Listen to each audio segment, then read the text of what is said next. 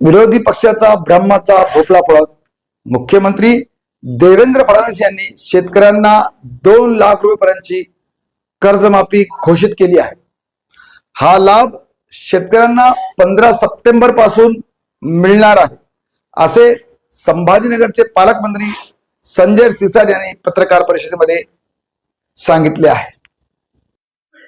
कालच्या अर्थसंकल्पामध्ये देवेंद्र फडणवीस साहेबांनी अत्यंत मोठी आणि शेतकऱ्याला दिलासा देणारी घोषणा केली, ज्याची कल्पना विरोधी पक्षालाही नव्हती। कारण की सरकारची असलेली आर्थिक स्थिती, इतर अनेक बर्डन असलेले हा अर्थसंकल्प, मग त्यामध्ये नवीन सरकार काही देणार नाही हा त्यांचा भ्रम होता। आणि तो भ्रमाचा भोपळा देवेंद्र फडणवीस साहेबांनी फोडला आणि शेतकऱ्याला 2 लाखाची कर्जमाफीची घोषणा केली। एखाद्या योजनेची घोषणा करताना त्यापूर्वी त्याचा रीतसर अभ्यास करावा लागतो। एक समिती असते, 15 सप्टेंबरच का, याला काय लॉजिक आहे हे सगळं समजून घेतलं पाहिजे। परंतु ज्यांनी प्रशासन चालवल्यानंतर सुद्धाही त्यांना हे कळालं नाही, हे दुर्दैव त्यांचं आहे। म्हणून सरकारने ह्या सगळ्या बाबीचा विचार केलेला आहे। एकूण शेतकरी किती, आज तुम्ही जर पाहिलं असेल तर याचा फायदा कसा आणि कोणत्या विभागाला किती पत होणार आहे त्याची संख्या सुद्धा अनेक वर्तमानपत्रांनी पण चॅनलनी पण ही दाखवलेली आहे। याचं मागचं लॉजिकच हे की त्या शेतकऱ्यांना त्या 15 सप्टेंबर पासून ती योजनेचा लाभ होणार आहे। हा लाभ केव्हा होणार, केव्हा पैसे देणार आहे, काल घोषणा झाली मग आज आता जायचं का बँकेत, असं नसतं। त्याला एक ठराविक पिरियड जो आहे तो द्यावा लागतो, प्रोसिजर सगळी कंप्लीट करावी लागते। आणि मला वाटतं या महिनाभरामध्ये हे त्याच्या अर्थसंकल्पामध्ये जी तरतूद या तरतुदीनुसार त्यांना त्यांच्या खात्यावर ते पैसे निश्चितच वळती केले जातील। म्हणून शेतकरी हा मुळामध्ये आता मागे तुम्ही पाहिलं की अवकाळी पावसामुळे परेशान होता, त्याला जवळपास 20,000 कोटी रुपयाचा आपण कर्ज वाटप करण्याचा संकल्प केला, 17-18 हजार कोटी रुपये वाटले। त्याच्यानंतर सुद्धा शेतकरी त्या अडचणीतून बाहेर निघालाय का, तर त्याला दिलासा द्यायचं काम या सरकारने केलेलं। म्हणून याचं तर खरं तर अभिनंदन केलं पाहिजे, परंतु त्याच्यावरच प्रतिप्रश्न विचारून मग कधी होणार, काय होणार, अरे जे तुम्हाला शक्य झालं नाही ते हे सरकार करतंय। आणि म्हणून आत्ताची परिस्थिती पाहता मला वाटतं 1 महिन्याच्या आतमध्ये या सर्व प्रोसेस कंप्लीट होतील आणि त्यांना ते कर्जमुक्तीपासून दिलासा सुद्धा मिळेल।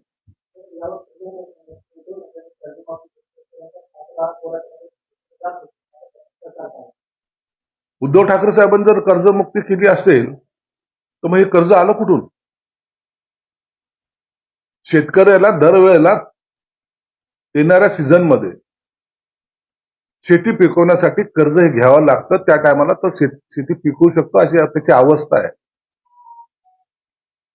त्याच्यामध्ये जर असा पावसाचा तडाखा बसला किंवा आणखीन हवामानाचा काही परिणाम झाला, शेतकरी तुम्ही पाहत असाल मागचे चित्र एवढे विदारक होते, शेतकरी अक्षरशः अनेक शेतकऱ्यांनी आत्महत्या केल्या।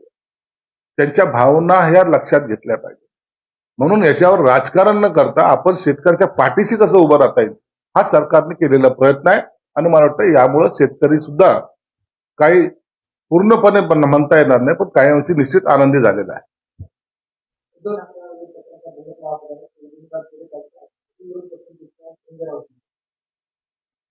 बुलंद आवाजाला विधान परिषदेमध्ये गेलं पाहिजे, परंतु जाऊन तिथं बसलं पाहिजे हा सगळ्यात महत्वाचा प्रश्न आहे। मुख्यमंत्री असताना मंत्रालयामध्ये 2 वेळा बसणारे मुख्यमंत्री विधान परिषदेमध्ये किती काळ बसतील हा एक प्रश्नच आहे ना। अधिवेशनामध्ये तुम्ही पाहाल 1 किंवा 2 दिवस यायचं, मीडिया समोर जायचं, संपला आपला अधिवेशनाचा कार्यकाळ। आणि म्हणून ज्यासाठी आपण निवड होते त्याला न्याय द्यायचं काम केलं पाहिजे। आम्हाला उद्धव साहेब विधान परिषदमध्ये आलं म्हणून दुःख व्हायचं काही कारण नाही, त्यांनी यावं आणि जनतेच्या प्रश्नावर बोलावं हीच त्यांच्याकडून अपेक्षा आहे।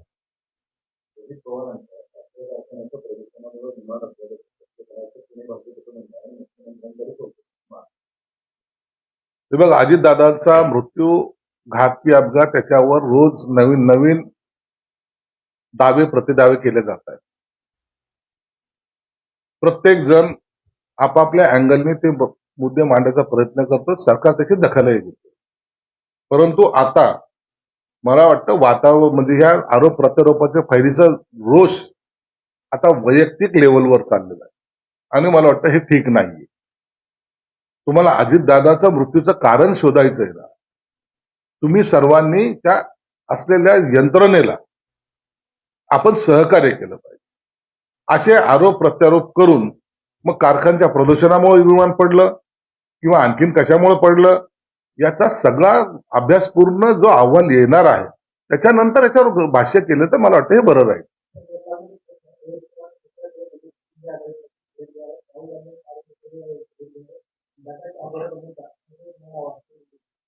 तर बघा त्यांना कुणाची भेट घ्यायची, त्यांनी काय करावं हा त्यांचा वैयक्तिक प्रश्न आहे. त्यांना त्यांच्या मनामध्ये जे काही प्रश्न आहेत कुणाबरोबर शेअर करायचे असेल तर तो त्यांचा अधिकार आहे. त्यावर आम्ही भाष्य करणार नाही, त्यांनी ते करावं. आणि मला वाटतं अशा गोष्टीला कोणाची अडवणूक किंवा कोणाला जाऊ नको म्हणण्याचं काही कारण नाही. म्हणून ते उद्या कुणाची भेट घेतात, मला वाटतं त्यांनी पंतप्रधानांची सुद्धा भेट घेतली पाहिजे, अमित शहाची सुद्धा घेतली पाहिजे आणि त्यांच्या समोर सुद्धा ह्या सगळ्या गोष्टी मांडल्या पाहिजे. पुण्याच्या जमीन व्यवहार प्रकरणात एखाद्या तहसीलदाराने बडतर्फ करावं परत त्या कलेक्टरने आणि त्यानंतर राज्य समितीने केली. मात्र ही शिफारस महसूल विभागानं फेटाळलेली आहे. प्रतिनिधी कार्यपद्धती असते तसंच काम होईल असं सांगतात. थोडक्यात महसूल यंत्रणेसमोर हे पण हतबल झाल्याचं चित्र आहे. कारवाई होईल कशी? नाही, त्या अहवाल काय झालाय प्राप्त याबद्दल मला कल्पना नाही. परंतु महसूल मंत्री मला वाटतं जे वस्तुस्थिती आहे त्यानुसार कारवाई जरूर ते करतील अशी मला आशा आहे. परंतु नेमका अहवाल काय प्राप्त झाला याच्याबद्दल जर कॅबिनेटमध्ये चर्चा झाली तर निश्चित त्याच्याबद्दलचा योग्य तो त्यांचं महसूल मंत्र्याचं असलेलं मत किंवा खारजेंचं असलेलं मत ते कॅबिनेट समोर येईल. त्यावेळेस त्याच्यावर बोलणं योग्य राहील. समितीच्या प्रकरणात एक जर एखाद्यावर कारवाई करा म्हणत असेल तरी ते नाकारणं नाही, खारगे समितीने जर असं काय केलं असेल तर निश्चित त्याचे कारण काय आहेत हे महसूल मंत्री सांगू शकतील. त्यावर मी भाष्य करणं उचित नाही. राष्ट्रवादी काँग्रेसचे आमदार रोहित पवार यांना म्हणून काँग्रेस प्रकरणात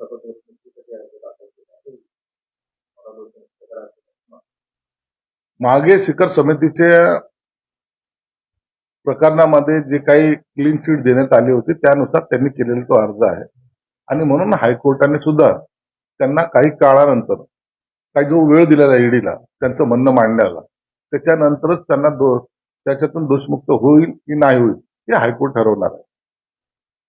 4 वर्षामध्ये महापालिका मुंबई महापालिकेची कामं झाली त्या सगळ्याची श्वेतपत्रिका काढा अशी निश्चितच 4 वर्षामध्ये झालेल्या कामाची श्वेतपत्रे काढायला आमची तर कोणतीही हरकत नाही, निश्चित काढली पाहिजे. त्याचबरोबर गेल्या 25 वर्षामध्ये केलेल्या कामाची सुद्धा श्वेतपत्रिका काढली पाहिजे. एकाला एक न्याय एकाला एक न्याय असं करता येणार. म्हणून ती श्वेतपत्रिका आणि ही श्वेतपत्रिका ही दोन्ही ऍट अ टाइम काढावेत अशी सरकारला सुद्धा माझी विनंती राहील. यामुळे दूध का दूध आणि पाणी का पाणी होईल आणि ज्यांनी ही महानगरपालिकेमध्ये कारभार करताना काय लूट केली हे जनतेसमोर सुद्धा येईल.